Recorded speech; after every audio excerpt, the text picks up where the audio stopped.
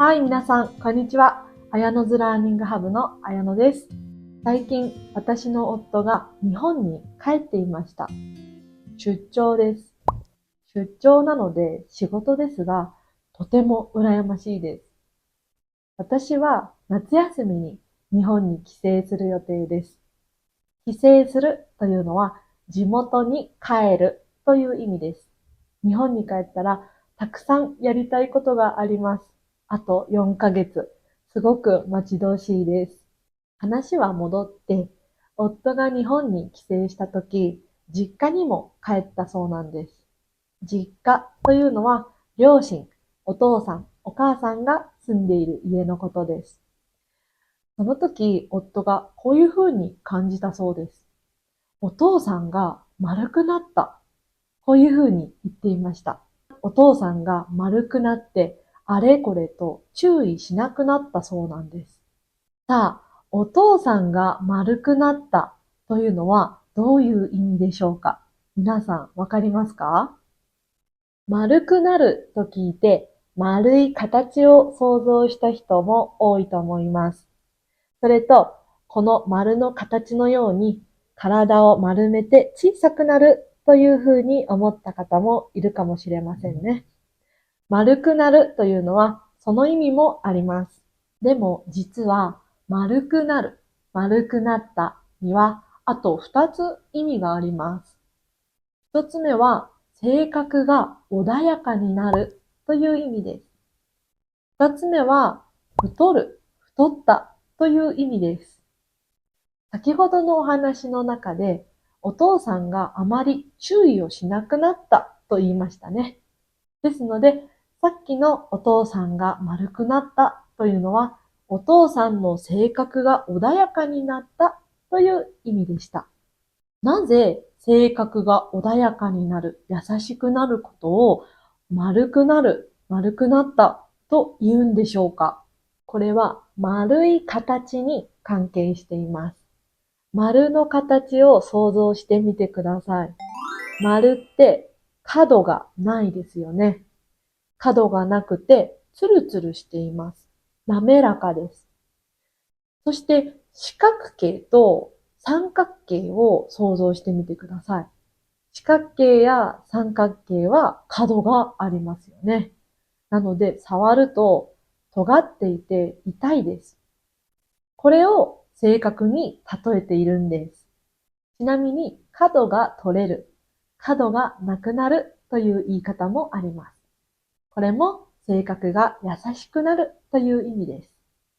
逆に角があるというと性格が厳しくなるという意味です。人に文句を言ったり嫌なことを言うような性格のことです。角があると言います。日本語って面白いですよね。他にも丸を使った言葉ってたくさんあるんですよ。例えば、丸め込むという言葉です。これは二つ意味があります。一つ目の意味は何かを丸く小さくして中に入れることです。例えば、ハンカチをポケットに丸め込むというふうに使います。これはハンカチを丸く小さくしてポケットの中に入れるという意味です。もう一つの丸め込むの意味は少しネガティブです。相手を自分の思い通りになるように操るという意味です。例えば、昨日営業の人にうまく丸め込まれて、ウォーターサーバー買っちゃった。この意味は私のところにウォーターサーバーを売る営業の人が来ました。それで、そのウォーターサーバーを売るために、いろんないいことや都合がいいことをたくさん言います。それで、私は本当は買うつもりはなかったのに、結局買ってしまったということです。丸め込む。うまく相手を誘って思い通りにすることということですね。他には丸く収めるという言葉もあります。これは何の問題もなくスムーズに問題を解決するという意味です。これも丸くなるという時に説明したように、丸には穏やかなという意味があります。ですので、問題を穏やかに解決できたということですね。喧嘩が丸く収まってよかったとか、早くこの問題を丸く収めたいというふうに使います。それと、目を丸くするという言葉もあります。何という意味かわかりますか？これは実はびっくりするという意味です。普通は目は横に長いですよね。でもびっくりしたとき、目を縦に大きく開けます。すると目が大きく丸く見えますよね。ですので、目を丸くするというのはびっくりするという意味で使います。じゃあ一つここで例文を紹介します。数学が苦手な私が100点を取ったら、クラス全員が目を丸くしていた。これは、数学が得意ではない私が100点を取ったので、クラスのみんながびっくりしていたという意味です。このように丸がつく言葉は日本語にたくさんあります。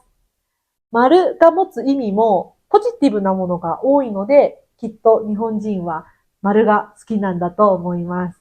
今回は丸を使った慣用句がたくさん出てきましたね。